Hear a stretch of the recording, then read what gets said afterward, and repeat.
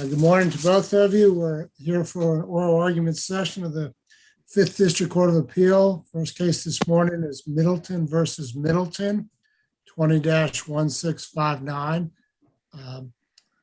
I'm Judge Evander. I'll be presiding today. I'm joined on the panel by Judge Edwards and Judge Harris.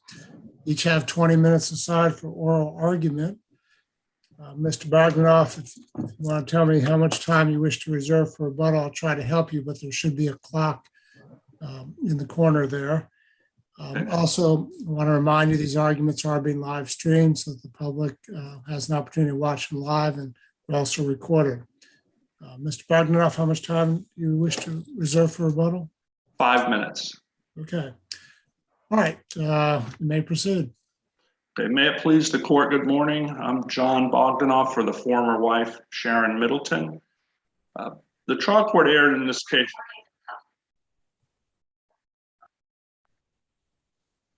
Okay, go ahead. I'm not sure what that was about. Okay.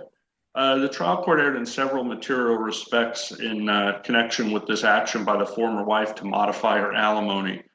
In denying the former wife's motion for attorney's fees, the court failed to consider the motion as required under the correct legal standard, which is Chapter 61. In fact, 6116 applies to modification proceedings, and it involves the need and ability to pay standard.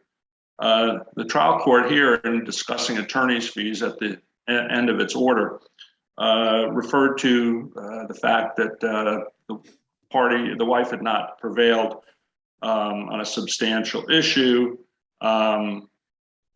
We believe that under the circumstances, at the very least, reversal is required for reconsideration of the former wife's motion for attorney's fees under the appropriate standard. Furthermore, in denying fees, the trial court determined erroneously that the former husband had contributed over $20,000 towards her attorney's fees. As the former husband has acknowledged, that amount was only $10,000. Thus, the trial court's denial of attorney's fees is also based on a finding which is contrary to the undisputed evidence in the case. More impactful, however, were the reversible errors the court made in denying the former wife's request for an increase in her $3,000 a month alimony. The court correctly found that the former wife had suffered a substantial change in circumstances when in 2016 her health insurance premiums increased from $360 to just over $2,000 on a monthly basis. The court determined that was a substantial change, but then the court erroneously concluded that no increase in alimony was warranted, finding that the former wife could avail herself of a $383,000 inheritance that she had received from her father in 2016. Again, this finding that this $383,000 was available to the former wife was totally unsupported by any substantial competent evidence. The only evidence in the case was that the former wife had used this money in 2016 to pay off a Merrill Lynch loan that she had taken out in 2011, and that this $383,000 was no longer available. There's no dispute, counsel. There's no dispute that she received the money, is there? No, there's no dispute. And she chose to use the money to basically wind up with a mortgage-free house in part. Not entirely. She used the money to pay off attorney's fees, as her brother had testified in this case, and he was a witness for the former husband. She had incurred in excess of $1 million in attorney's fees in connection with this litigation. The trial court denied her attorney's fees in the 2009 divorce decree, and so she was left responsible for her own attorney's fees. So she testified that part of the Merrill Lynch loan was to pay attorney's fees, part was to pay expenses that she was continuing continuing to incur that were in excess of the alimony she was receiving.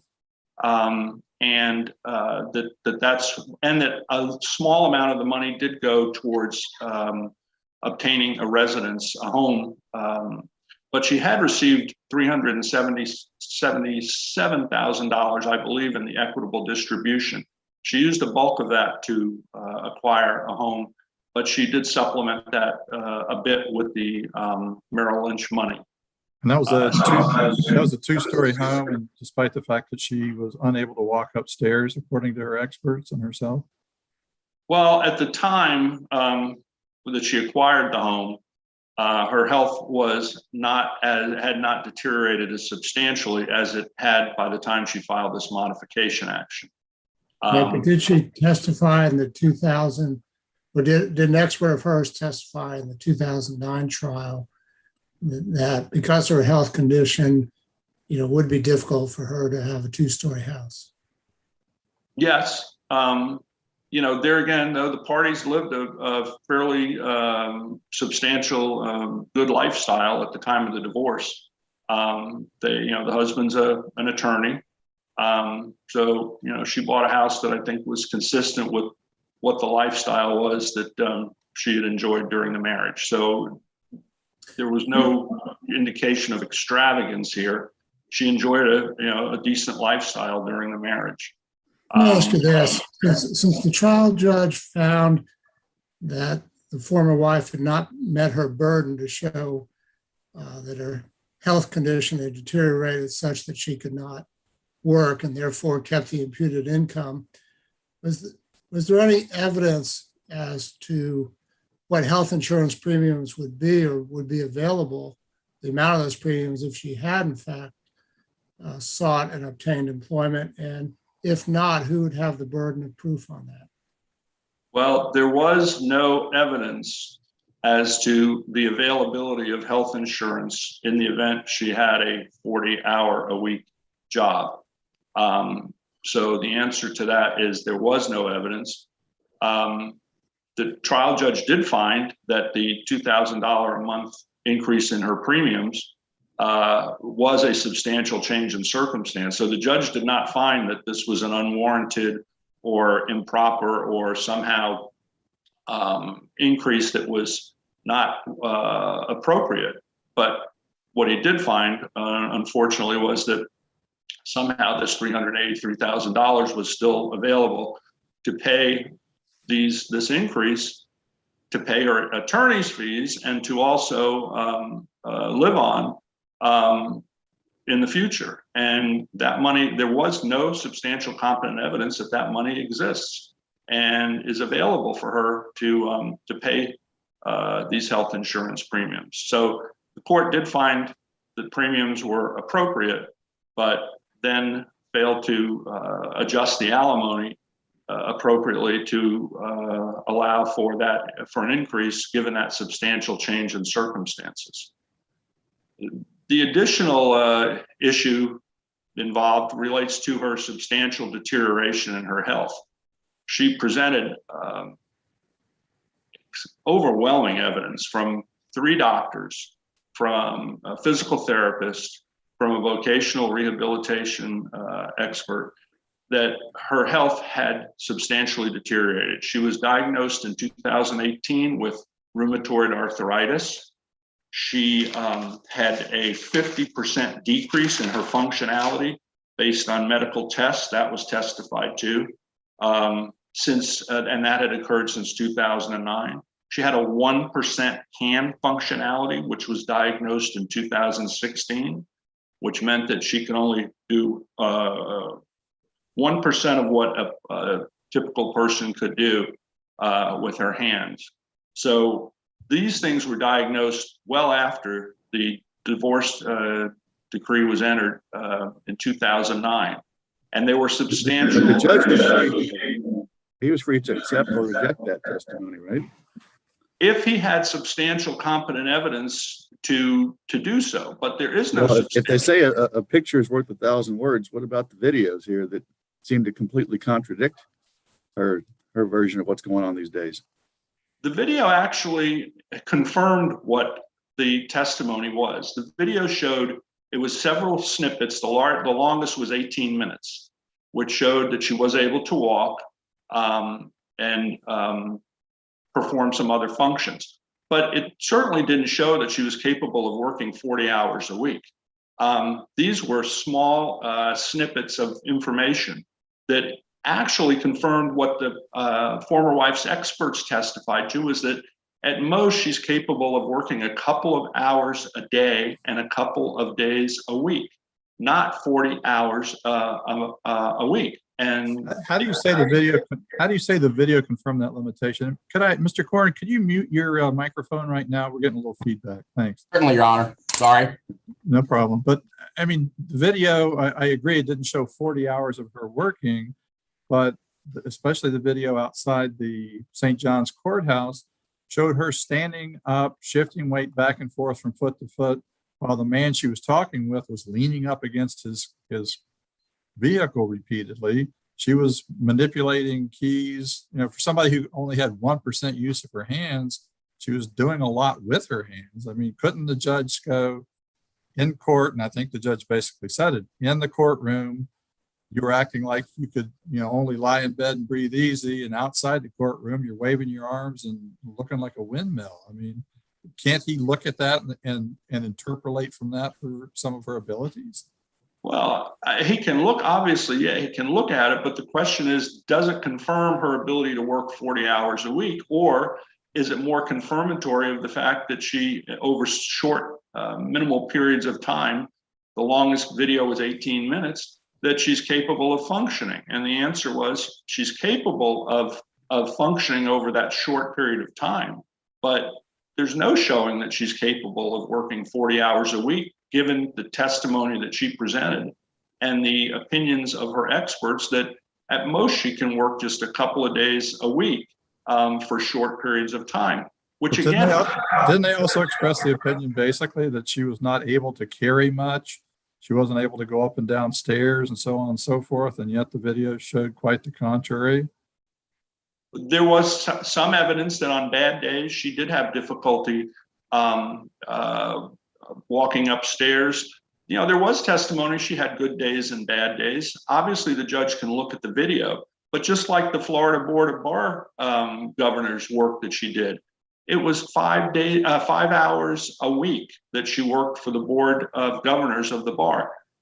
Again, confirming that she's able to do, she's not, as the trial court indicated, so deteriorated, but she is not able to work full time. And that's what her work with the Board of Governors confirmed, that she's able to work small periods of time. So, the court, again, in looking at the video, said, well, she didn't appear to be, completely and basically, enfeebled, which is not the standard. The standard is, was there a substantial change in circumstances, deterioration in her health? She presented overwhelming evidence of that.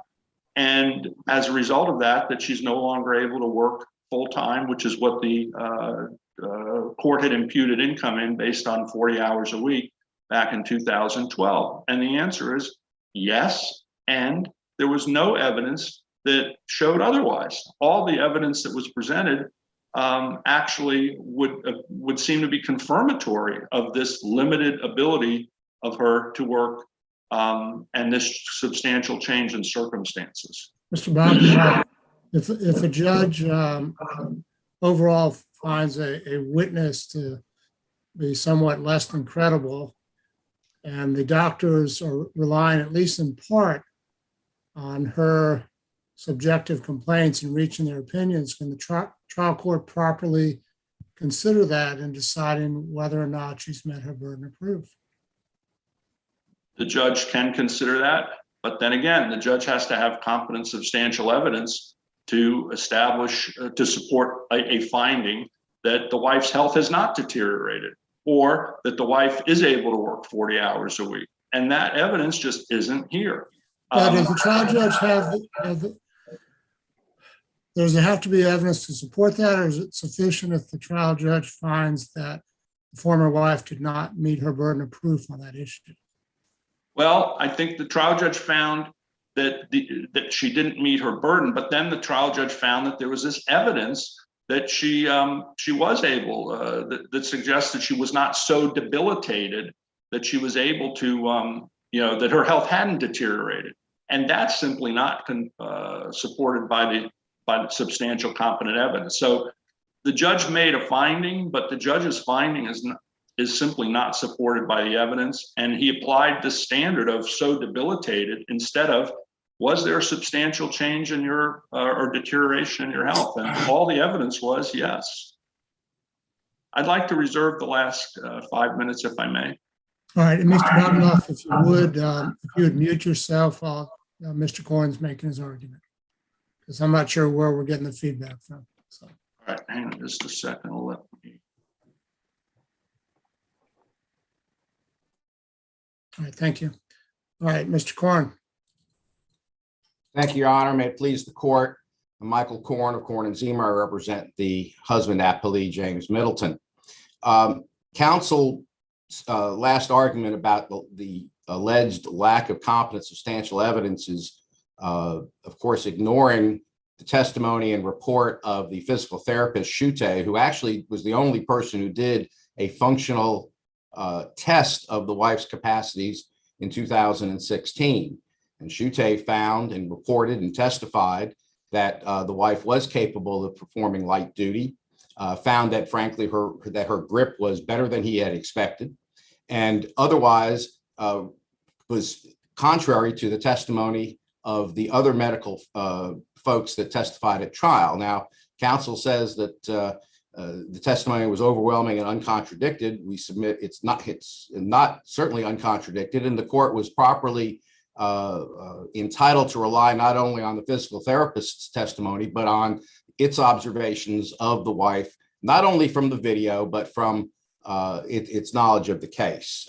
It's also important, Your Honors, to remember that the wife in this case had been diagnosed with various maladies well before the first divorce case. And as Judge Edwards had pointed out in his question to counsel, one of the reasons she asked for the marital home during the original divorce case, which was in 2009, was because of her claim that she was unable to climb stairs. So counsel's claim that the home was commensurate with lifestyle is apples and oranges. It's not a matter of lifestyle, it's a matter of functionality. And so it's important to remember that the standard for determining modification of an alimony award was the change anticipated. And the testimony from the physicians, both in what I call Middleton 1, the original trial, and the appeal of this court, and the modification proceedings, which dragged out over a period of years, would indicate that this was not unanticipated. The doctors, Dr. Gabor, who was her rheumatologist, said that both in 2009 and at the current trial, that the wife's health was anticipated to not improve. So to the extent that counsel is arguing about the 2018 rheumatoid arthritis diagnosis, it was also part of the record that she was taking medication for that, and the physician who was administering it said she seemed to be responding well to that.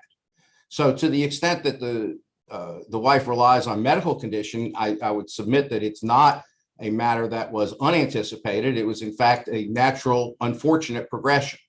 One thing I also wanted to point out, Your Honors, with respect to the health insurance premiums, counsel may have misspoke a little bit about the numbers. If you go to page 7704 of the record, there is a summary of premiums progressing from 2009 through 2019. And what's significant about that was that the premium took its biggest jump, or the first big jump, I would submit, in 2013, where the premium went from the prior year of $409 to $841, and was only and then jumped again about $200 in the following year. And significant, of course, is the wife paid all of these premiums for the 4 years between 2013's initial increase of materiality until the 2016 petition had been filed.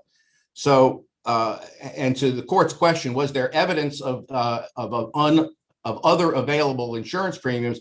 The only testimony, Your Honors, that I can recall was that the wife had chosen, I don't know if it was called the gold plated or the Cadillac plan, but she picked a premium plan, which is her right, and no one is faulting her for that. But there was testimony that there was a less expensive, although not specifically stated to the dollar, alternative under the Affordable Care Act or other methods. And that's separate and apart from her ability to receive insurance from any potential employment. She did, of course, after Middleton 1, become employed for a period of years, both with an outside company and then on her own as a health educator. So when it comes back to the ultimate question, which is, did the wife meet her burden of proof in establishing that there had been a substantial unanticipated change in circumstances? We submit the trial court got it right. And it certainly was, the findings that the court made were certainly supported by competent substantial evidence in the record. To the extent that counsel complained about the attorney's fee number of 20,000 versus 10,000, I would submit that that's either a clerical or de minimis matter. The fact that was the trial judge in error when he said over 20 rather than 10?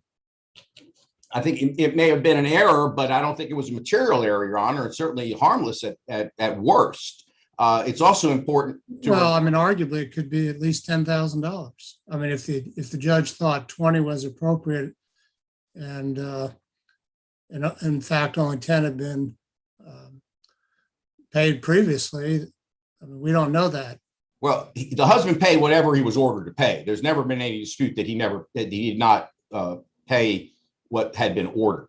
Right, but would you agree that from the final judgment, it appears that the trial judge erroneously believed that over $20,000 in temporary fees had been paid by former husband during the litigation, and that he used that as a reason, at least to some degree, in deciding to deny the former wife's request for fees? Your Honor, I would submit that I don't believe it was a major factor in the court's thinking. I think what the court also has to keep in mind here is that some months prior to the commencement of the modification trial, which stretched over a period of many months, there was an extensive hearing on temporary attorney's fees, which the wife had sought, which is what led to that order. And the record is replete with extensive amounts of evidentiary material and testimony about what occurred at that hearing. So it's. What are the judge's findings on need and ability to pay in the final judgment with the final order? I think that the need and ability findings certainly, I think the need findings are really subsumed within the court's analysis of determining whether the wife had met her burden to show that she was in need of the alimony increase. I would submit that it doesn't, there are no what I'd call standard Roe findings, but I would submit they're not necessary, because Roe asks us to determine when the court is tasked to determine how much the reasonable fee ought to be, the various factors that the court should consider when calculating the lodestar amount and then the amount to be paid. Well, the judge could find that $3,000 a month alimony plus her imputed income would be sufficient to get by and nothing more. And then all of a sudden she has these attorney's fees, and of course it's your client that initiated the litigation. So that would not be the end of the inquiry on need and ability to pay, would it? I think it would, to the extent that the court already made a determination that the wife had been able to pay her fees before, certainly as to Middleton 1. And counsel suggests that was where some of the inheritance money came. The elephant in the room, of course, Your Honor, and what took up a substantial amount of the trial time, of course, was what exactly did the wife receive from the inheritance or trust distributions, either from her late father's estate or from her mother's estate after she subsequently passed. And the court noted that there was very suspicious circumstances pertaining to the transfers, significant also that that the husband was unable to get some discovery into that until very late in the process. But the point of it is this: the court was very much aware of the circumstances. And even though the order makes no specific finding or ruling that the wife had colluded with her mother to disinherit her and her brother, Mr. Booth Jr., as a means of eliminating a source of funding, the court in its order basically says, we can't know for sure where the money went, but there are certainly suspicious circumstances. Well, but in deciding ability to pay, if she has a lot of money available from these family members or from inheritance, then shouldn't the judge make the finding? And if she doesn't, then shouldn't the judge make that finding? And saying suspicious circumstances leaves us as an appellate court kind of in the dark about what her ability to pay was as to money she may have inherited or received from family members. Well, Your Honor, I think the court can also look to the order on temporary fees, where there was testimony not only from the wife and from her then counsel of the expenses that she was claiming, but the husband offered the testimony of a lawyer in the area in St. Augustine, and Judge Alexander specifically said in that temporary order he found that witness's testimony, the attorney witness who appeared for the husband, was compelling. You'd agree a temporary order is a lot different. I mean, trial judge can decide, this person has enough money to make it through trial. Then when I have all the evidence, I can make a determination. I mean, a ruling on a temporary motion is not usually compelling on attorney's fee issue. Would you agree with that? I recognize, and certainly the court has the opportunity, of course, to revisit once all the testimony is in, while the evidence is in. I would suggest that the testimony and evidence that was ultimately presented at the trial of this case through 2019 and through February of 2020 did not materially change in any respect the court's determination that the wife had the ability. And the finding at the end where it said this litigation must end has some significance. This judge, as the court's aware, had been familiar with the case from the very outset. And even though there were no Roe findings, I would submit they're not necessary because the court wasn't at that point, being tasked in determining what a reasonable fee was. The court had already determined that nobody was getting fees in this case. It was time for the litigation to end.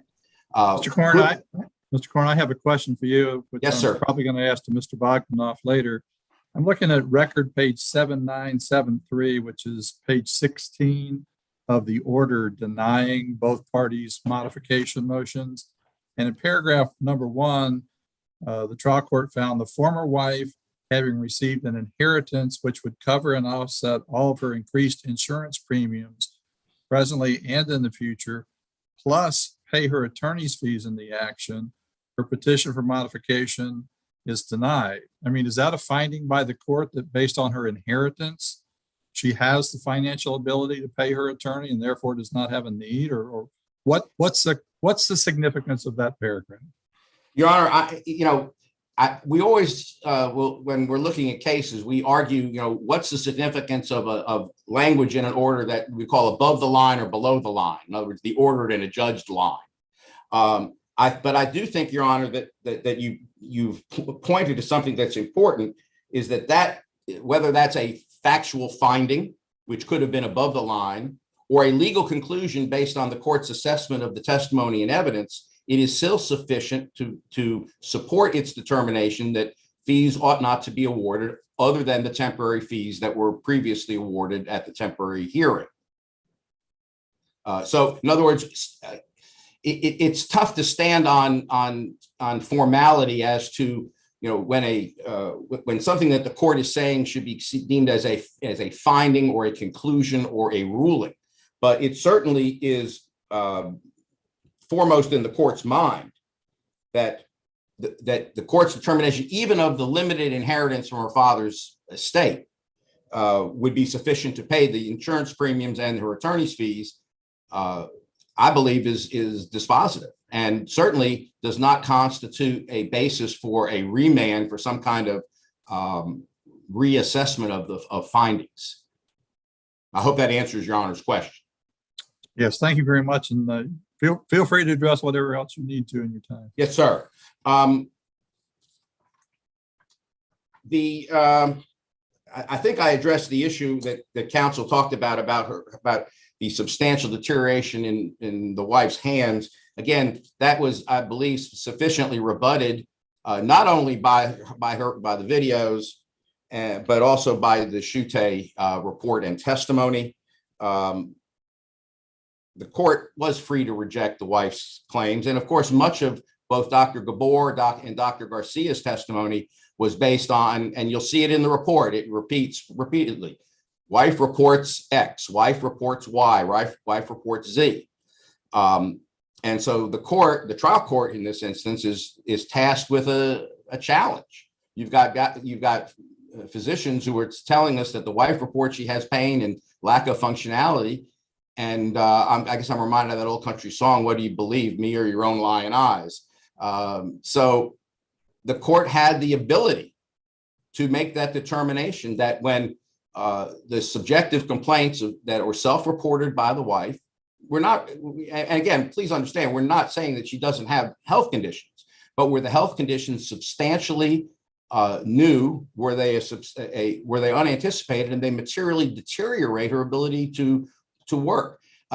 Counsel in his brief and today slightly alluded to her volunteer work for the Florida bar. We don't fault her for that, but she doesn't get credit for that. And then at the same instance say, well, I can't do anything else. It's pretty evident that she's a bright, talented person. She's able to work. She's been able to work. Shute says that he would continue to keep her on light duty. The vocational expert that she called at trial, which counsel referred to in his opening argument, basically said, well, I'm just going with what the doctors tell me. And what the doctors are telling her is, well, based on these subjective complaints of pain. And so if you look to the only actual objective data-driven functionality test that Shute does, certainly constitutes substantial competent evidence to support the court's finding that she had not met her burden to establish modification. And the wife's invitation to this court to reweigh the evidence, where the trial court had heard it all over a period of 4+ days, with, in addition to depositions being allowed at the end to supplement the record, it should be unavailing. There's really, at this point, the litigation ought to end. Judge Evander, you noted that the husband had filed the first petition. Well, the wife's petition was not far off on the heels of that petition. And we would submit at this point, it's time for this litigation to conclude. Well, the reason I mentioned that point is it seems in the last paragraph that, correct me if I'm wrong, the judge is holding against the former wife that the litigation occurred. But that's a factor that can go either way. Well, yes, sir. If she's the one that initiated the litigation, we don't even know if she would have filed.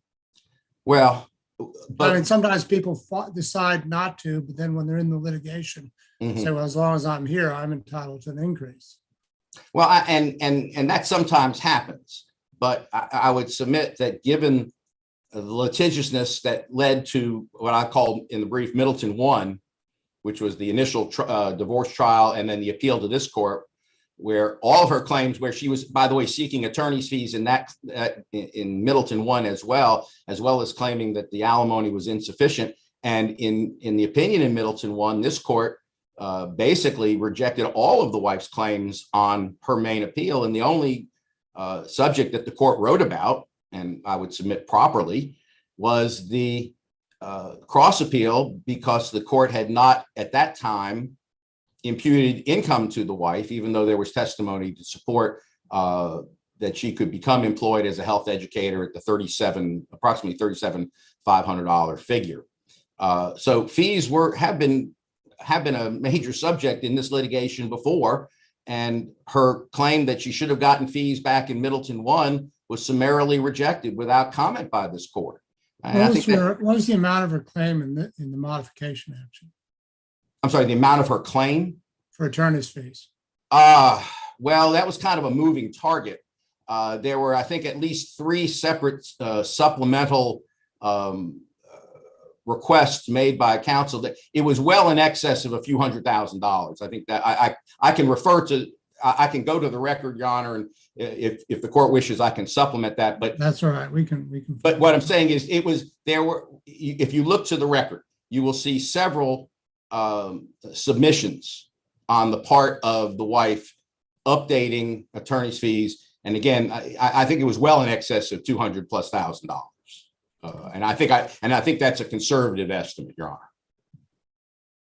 So for these reasons, we would submit that the wife failed to meet her burden of establishing a substantial unanticipated change in circumstances, that the only change that was established, which was the increase in the health insurance premiums, was a change that she was able to meet through her own resources, and therefore the court should affirm this action. I thank the court. All right, thank you. Okay, Mr. Bogdanoff, you have 5 minutes and 27 seconds left for rebuttal. Thank you, Your Honor. As to Judge Edwards' question about the passage in the final judgment about the inheritance covering the attorney's fees, the evidence, and we have it in our brief, we cite to the page, up until the final day of trial, which was not included in the attorney's fees that had been incurred by the former wife, she had incurred $289,000 in this proceeding in attorney's fees. So that didn't include the final day of trial. It did not include post-trial motions. So that figure was well over $300,000, which again creates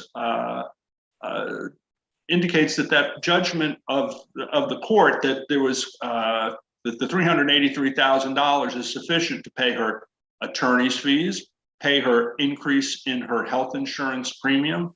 It doesn't wash. The evidence was that up until the time of trial, the increase in her health insurance premium from 2016 to 2019 was approximately $90,000. So if we take the attorney's fees, which are well over $300,000, we add the past increase in the health insurance premium, which would be $90,000, we're over $400,000, and we're not even considering the future effect of the $1,540 a month increase in health insurance premiums, which the court found in its judgment was the increase, that there had been an increase of $1,540 per month in the health insurance premium. So again, the judge's determinations just are not supported by competent substantial evidence, whether it be, that somehow the attorney's fees are covered by the inheritance, these past and future health insurance premium, monthly health insurance premiums are absorbed by the inheritance. It doesn't wash. And the judgment in that regard is not supported by competent substantial evidence. One additional or a couple of additional points. Dr. Shute was a physical therapist. He acknowledged he was not competent to offer an opinion as to employability. He said that's up to the referring physician, who was Dr. Gabor. Dr. Gabor repudiated Shute's testimony and said that based on the objective evidence in the case, that the former wife had a deterioration in her health such that she could only work a couple of days a month. That was his opinion, and he repudiated Shute's opinion that she was able to do light sedentary work full time. So that, again, is not competent substantial evidence to support the trial judge's decision. This was not a case of mere subjective evidence of a deterioration in health. We had a 1% hand functionality test in 2016, a 50% decrease in functional capacity since 2009. Rheumatoid arthritis diagnosis in 2018. These are not subjective complaints. These were objective. This is objective evidence that was testified to by the physicians. Yes, in 2009, there was an indication that the wife's health was not going to substantially improve, but there was not a determination that it would substantially deteriorate. And that's what's happened in this case, that over that period of time, the evidence, especially the medical evidence, establishes through objective evidence that her health has deteriorated and that she is not able to work a 40-hour week. And nothing that the trial court said, I refer to it as the three pillars: the Board of Governors evidence, the video, surveillance video, and physical therapist Chute. Not one of those pillars constitutes competent substantial evidence that she's able to work 40 hours a week. So we would ask the court to consider that. Also consider the fact that the trial court referenced the wife as not being so debilitated when that's not the standard. The standard is, was there a substantial change in circumstance, a substantial deterioration in her health? And we believe the judge misapplied the law and misapplied the evidence, just as he misapplied the evidence in determining somehow that the wife had received over $20,000 in attorney's fees when the former husband acknowledges that that is not the case. So we would ask that the court reverse the order on appeal and remand for reconsideration on the issue of the alimony, increase in the alimony due to the increase in insurance premiums, due to her substantial deterioration of health, and also for reconsideration of her motion for attorney's fees under the proper legal standard. Thank you. All right, thank you. Thank you both for your oral arguments, well argued. The court will be in recess until 10 o'clock when we'll take up our next case. Thank you, Your Honor. Thank you.